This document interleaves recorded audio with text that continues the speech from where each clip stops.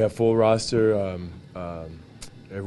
Chuck was cleared with his medical, with his heart situation, and he's good to go. Looking forward to tonight. The Bobcats, did you get a chance to break down the last performance on film, and if so, anything different you see? Well, they're a team that has historically played well against us, and that's one of the things that we want to fight. We fought through that in the Chicago game. We fought through the physicality, and a lot of times when you meet teams that just physically just beat you up, you usually go at a bully and you fight them and combat them head on, and we did that against Chicago, and we got to have to do the same thing tonight.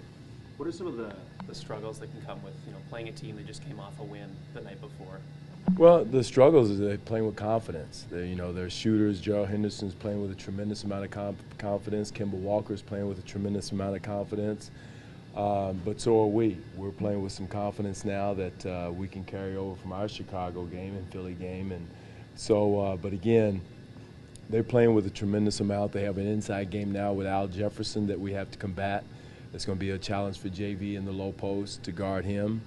But on the other end, he's got to guard Jonas. So it's a lot of pluses and some minuses, but we're looking at it that, okay, we got a team that physically is going to try to attack us, and we got to attack their physicality with ours. So you definitely felt like a shift in the mentality of your guys' team, given the past week going winning 3 of 4? We'll see. We'll see. I mean, that's the part of the NBA that's a part of you're ready to take a next step as your growth and how consistent you are in your approach, your performance, your performance versus physicality. And, that's our growth. And, whether we can do that or not, it remains to be seen. You mentioned adding a couple of new things during the last couple of days, a couple of wrinkles at least. How much of that do we expect to see? Well, not wrinkles. It's just making sure everybody understands, I think, more than anything else. And, the new guys coming in and understanding what we're doing in certain situations. Because against a team like Chicago, a team like Charlotte, you've got to play in your second and third options. So those are probably the wrinkles I was referring to. And you've got to be prepared for that. Those teams are not going to let you just come down and, like you're in the gym by yourself and get your shot off. So now what's plan B, what's plan C? And those are the things we've been working on. What has been the difference offensively? Like 23 assists per game in the last 4 games, 26 assists like the last game. So like what have you seen or what's been done, like the adjustments made? I think trust. I think trust in the past. I think I've preached that all this year, is trust in the past. And if I give it up, I'm going to get it back. And just the ball movement. The guys are in a rhythm now. No disrespect to anybody, the trade. I think just the mentality clicked in. The ball's moving, the ball's hopping. A defense can't hone in on one guy standing there dancing with the basketball for 3 or 4 seconds. Now you pass to the next guy, he's dancing with the ball 3 or 4 seconds. The ball is finally clicking and moving, and guys are making quick decisions. I think that's the most important thing, and some of that could be comfort.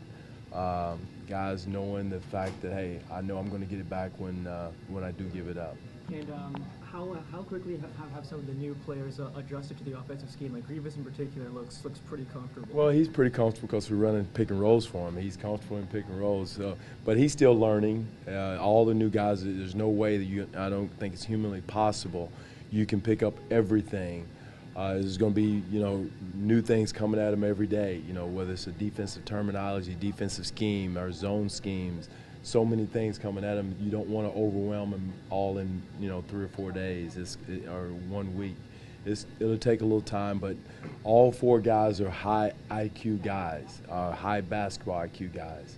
And that's been their history. I've done my homework on them with their coaches, and all of them have been tagged with the label that they're high IQ guys on the court. You just touched on the fact that there's trust, and you mentioned the pick and roll with Grievous. How much does the pick and roll play into the new ball movement? Does that kind of force it to happen a little bit? Some, but I think it's Grievous's nature to pass the ball. I think it's John Salmon's nature to pass the ball. It's Chuck Hayes' DNA to pass the ball. So I think that's some of it. You've got some natural passers, which isn't automatic in the NBA. Everybody says, hey, you got to move the ball, move the ball. Some guys are not good passers, bottom line. And, when you grow up through college and high school and AAU and you're the guy to go to, now all at once you get to the NBA and they say move the ball, It's not natural. You've got to work on that. You've got to develop that, and that's, it doesn't come easy with young players. Coach, we know that the team's been spending more time together, especially with a couple of days off. Does that translate to more trust, and are you seeing that on the floor? It has. This group has been a close-knit group all year. For whatever reason on the court, the ball, I don't know if those two are related, but they are spending a lot of time together, doing a lot of things, movies, and all that comes together and does develop trust. And I think they could have something to do with it. Going up against a big guy like Al Jefferson, how are you going to try and stop him tonight?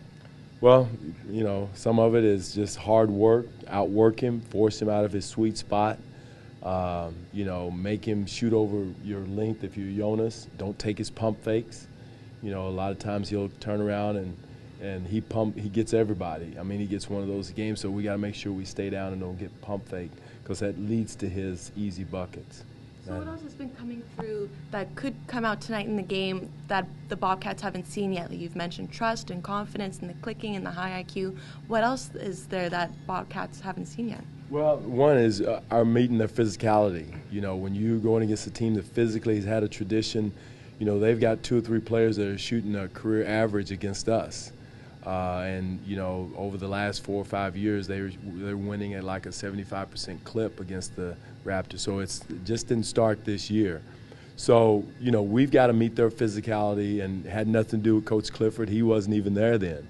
So it's something that we got to get over this hump with this Charlotte team and combat it and meet it head on, just like we've had trouble fighting Chicago with their physicality. And I think, the way we played against Chicago is the way we play. We got to be a hit-first team, screen hard, cut hard, fake a pass to make a pass, all the physicality things you have to do against a very physical team like Charlotte. Do you see DeMar noticing that when you watch video of him being guarded by Taylor and Henderson? Well, I hope so. I think he does. He's a smart kid, and I think he understands that those guys are getting excited about playing against him, and that's one thing when you do play at a high level consistently, the other teams get prepared for you. They get jacked up to play you. Their coaches geeking them up to, hey, let's go at DeRozan, let's go at John Salmons, let's go at Terrence Ross, if they're playing well. So you've got to be prepared for that. You can't cool yourself out, and DeMar has met that challenge this year by, being physical, not letting guys hold him and grab him and fighting through those type situations.